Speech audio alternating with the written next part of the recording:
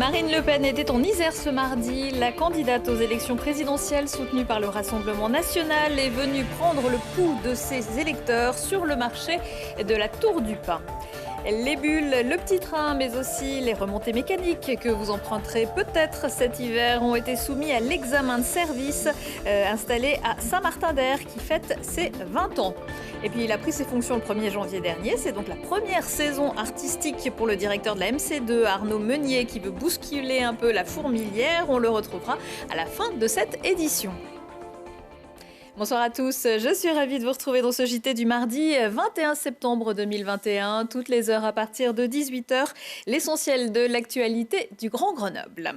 Marine Le Pen est en campagne. À un peu moins de 6 mois des élections présidentielles, la candidate soutenue par le Rassemblement national avait choisi le Nord-Isère pour lancer son Tour de France. Dans le département, en 2017, elle avait engrangé un peu plus de 34% des suffrages. Mais en 2021, la liste menée par Andréa Cotarac aux élections régionales n'avait obtenu que 12,41% des voix, un peu plus, autour de 15% à la Tour du Pin.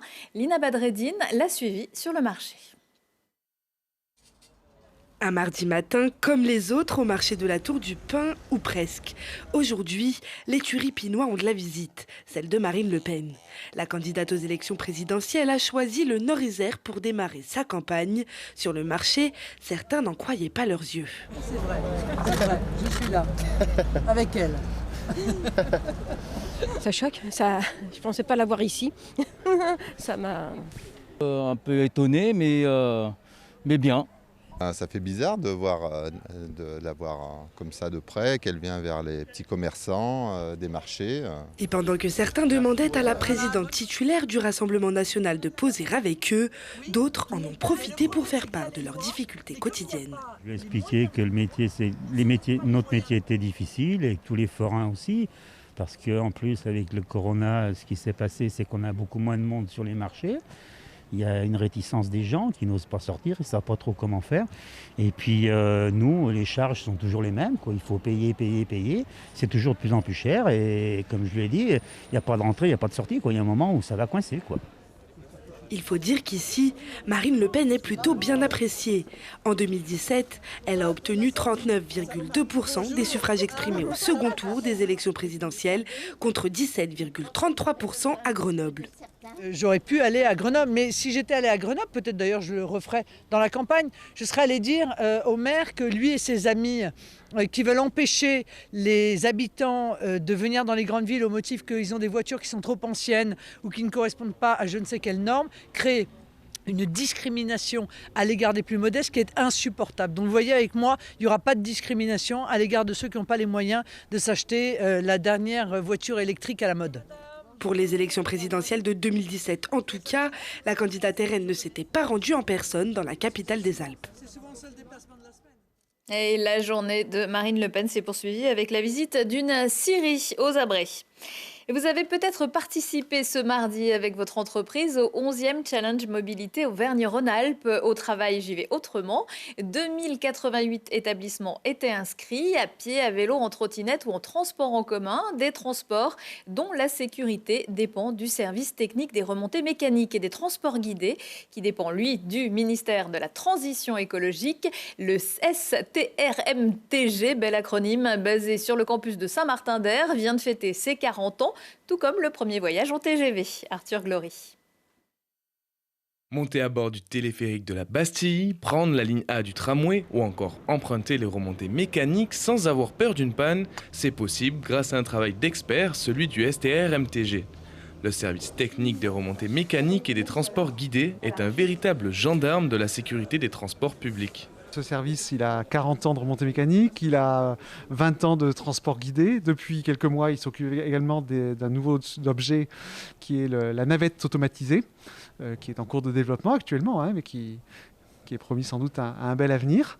Et donc nous sommes là à la fois pour élaborer la doctrine, les référentiels, la réglementation en lien avec le ministère, mais aussi pour la faire appliquer, pour suivre la sécurité, autoriser les systèmes et les contrôler pour vérifier que la sécurité est garantie dans le temps. En ville, à la campagne ou en montagne, le STRMTG est sur tous les fronts.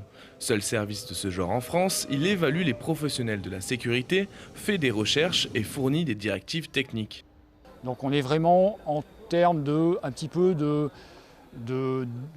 d'arbitre où on va fixer les règles du jeu en termes de référentiel technique et ensuite on va désigner des organismes en qui on va mettre notre confiance pour être capable d'appliquer ces règles du jeu. On a fait pas mal de référentiels liés au matériel roulant vraiment, donc aux cabines de conduite des tramways pour demander aux constructeurs qu'ils fassent des cabines avec une bonne visibilité pour que les conducteurs de tramway, comme ils sont en interface avec la voirie, qu'ils puissent conduire dans les meilleures conditions de sécurité. Donc il y a un référentiel sur le sujet. On a aussi un référentiel pour essayer de travailler sur la conception des bouts avant des tramways pour qu'ils soient moins agressifs en cas de collision avec notamment les piétons. Le STR-MTG planche aussi sur un avenir dans lequel les transports seront pour la plupart automatisés. Reste donc à définir les normes de demain. Pour l'instant, au stade expérimental, il faudra encore un peu de temps pour voyager sans conducteur et en toute sécurité. Et si le siège se trouve sur le campus de Grenoble, le STR-MTG compte en tout 130 agents répartis sur le territoire national. Ça a volé haut à Saint-Hilaire-du-Touvet, malgré une 48e édition moins ouverte au public en raison des contraintes sanitaires. Le rendez-vous international a encore su rassembler un grand nombre d'amateurs de vol libre qui ont pu trouver leur place au déco nord et sud, dans le ciel du Grésivaudan, mais aussi au salon du matériel, Icar Expo, pendant les Icars du cinéma et lors des diverses manifestations organisées sur le plateau. La MC2 fait sa révolution. C'est un vent nouveau qui souffle sur la Maison de la Culture de Grenoble avec l'arrivée d'un nouveau directeur il y a quelques mois. Le nouveau MC, maître de cérémonie, c'est vous, Arnaud Meunier. Bonsoir. Bonsoir. Est-ce que la saison a bien débuté à la MC2 ? On est plutôt content, oui, la présentation de saison a eu lieu, donc tout est lancé. Maintenant, les gens peuvent acheter leurs billets en ligne ou au guichet ou par téléphone. Et donc, oui, c'est lancé. C'est la saison du renouveau. Vous lancez avec votre équipe plein de nouvelles idées pour rapprocher le public de ce lieu qui, pour certains, a pu parfois paraître austère, voire élitiste. En fait, on a envie d'élargir le public de la MC2, de l'élargir socialement, de le rajeunir aussi. Les trois mots-clés du projet, c'est création, innovation, inclusion. Donc effectivement, depuis que je suis arrivé, avec l'ensemble de l'équipe, on travaille à tout ce qui peut permettre de toucher de nouveaux publics sans faire fuir par ailleurs celles et ceux qui ont l'habitude de nous fréquenter. Et c'est comme l'écologie, il faut apprendre dès qu'on est petit. Non, enfin oui, je pense que, comment dirais-je, ce qui est important, c'est le chemin. C'est-à-dire, qui c'est qui vous ouvre la porte la première fois? Qu'est-ce qui vous permet d'avoir envie de rentrer dans ce lieu qui peut un petit peu impressionner, voilà, les grandes marches, le grand lieu, etc. En même temps, on a tout fait pour que cette programmation puisse séduire tout le monde. Le spectacle proposé à partir de jeudi, par exemple, par le Ballet de Lyon, est-ce que c'est un spectacle pour tous? Est-ce qu'il faut être spécialiste pour apprécier? Absolument pas, non, au contraire. Alors, c'est vraiment une proposition grand public. C'est le Ballet de Lyon, c'est du très beau ballet, classique et néoclassique et pas que, avec une ouverture contemporaine. Et on peut vraiment venir en famille découvrir la danse avec le Ballet de Lyon sans difficulté.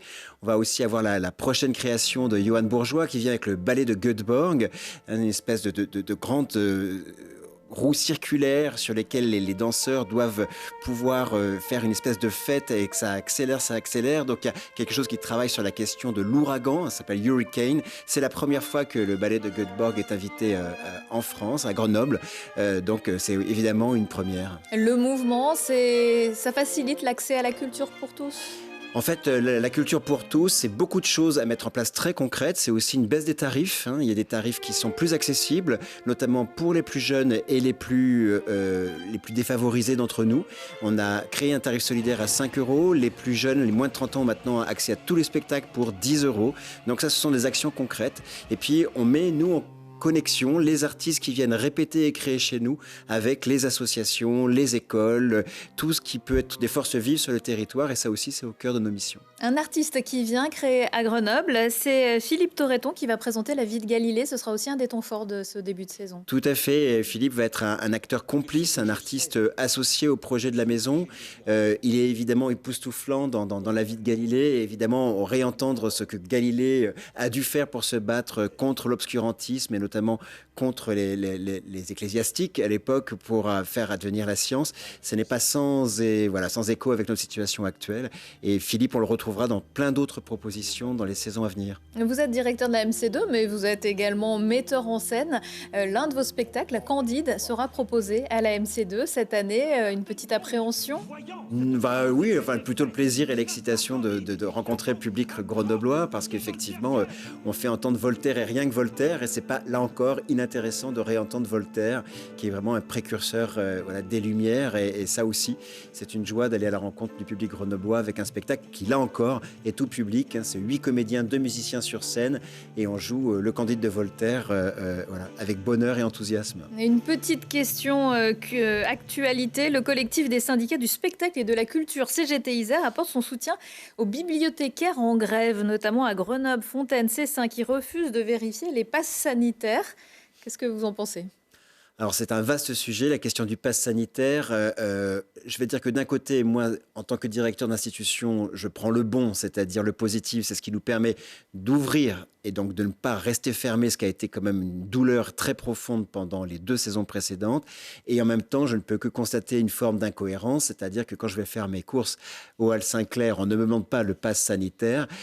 Par contre, quand je vais boire un café en face pour attendre une commande, là, on me demande le pass sanitaire alors que je suis en terrasse. Donc c'est vrai qu'il y a des contradictions et des incohérences, mais comme directeur d'établissement, je vais voir le positif. C'est ce qui nous permet de toutes et tous nous retrouver pour à nouveau retrouver le plaisir du spectacle. Merci beaucoup à Arnaud Meunier pour cette présentation des temps forts de la MC2 pour ce début de saison. On rappelle que les réservations sont ouvertes sur le site mc2grenoble.fr. Tout à fait. Merci. On poursuit avec l'agenda culturel, notre terre brûle, et on regarde ailleurs. Le cinéma Le Club à Grenoble propose mercredi soir une projection du documentaire Terra Libre, suivi d'une rencontre avec son réalisateur Gert Peter Busch et le cacique Ninawa, voix de l'Amazonie et de l'Alliance des gardiens de Mère Nature. Terra Libre raconte 30 ans de combat des peuples indigènes du monde entier et leurs alliés pour la préservation des forêts menacées.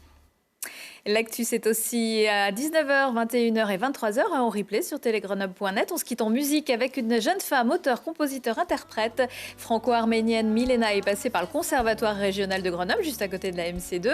Elle est également passée par la saison 7 de The Voice et la cuvée grenobloise 2021. Elle sera en concert mercredi soir à l'Empérage avec aussi Anita Dongili. Excellente soirée à tous.